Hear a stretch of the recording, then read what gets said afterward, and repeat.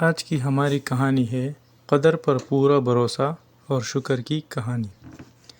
سامان سے لدا ہوا ایک بحری جہاز محو سفر تھا کہ تیز ہواؤں کی وجہ سے وہ الٹنے لگا۔ قریب تھا کہ جہاز ڈوب جاتا۔ اس میں موجود تاجروں نے کہا کہ بوجھ ہلکا کرنے کے لیے کچھ سامان سمندر برد کرتے ہیں۔ تاجروں نے مشورہ کر کے طے کیا کہ سب سے زیادہ سامان جس کا ہو وہی پھینک دیں گے۔ جہاز کا زیادہ تر لوڈ ایک ہی تاجر کا تھا۔ اس نے اعتراض کیا کہ صرف میرا سامان کیوں؟ سب کے مال میں سے تھوڑا تھوڑا پھینک دیتے ہیں۔ انہوں نے زبردستی اس نئے تاجر کو سامان سمیت سمندر میں پھینک دیا۔ قدرت کی شان کہ سمندر کی موجیں اس کے ساتھ کھیلنے لگی۔ اسے اپنی ہلاکت کا یقین ہو گیا۔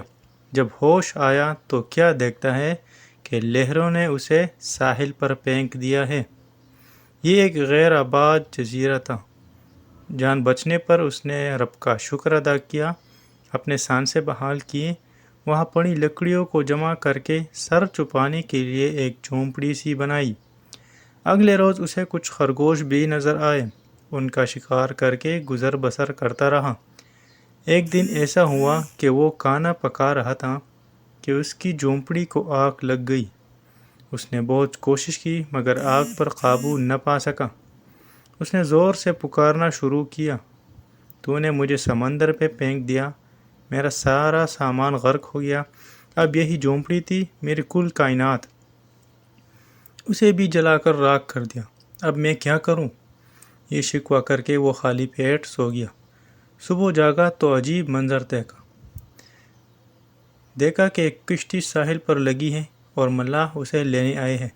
اس نے ملاحوں سے پوچھا کہ تمہیں میرے بارے میں کیسے پتہ چلا؟ انہوں نے جواب دیا۔ اس سے تاجر حیران رہ گیا۔ ملاحوں نے کہا کہ ہمیں پتہ تھا کہ یہ جزیرہ غیر آباد ہے، لیکن دور سے دھواں اٹھتا ہوا نظر آیا تو سمجھے شاید کوئی یہاں پھنسا ہوا ہے جسے بچانا چاہیے، اس لیے ہم تمہارے پاس آئے۔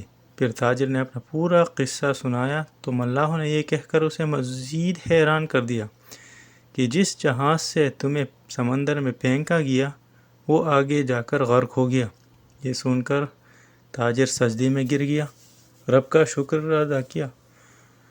کا شکر ادا کرنے لگا اور کہا کہ پاک ہے وہ ذات جس نے مجھے بچانے کے لیے تاجروں کے ہاتھوں سمندر میں پھینکوایا۔ اپنے بندوں کے بارے میں وہی زیادہ جاننے والا ہے۔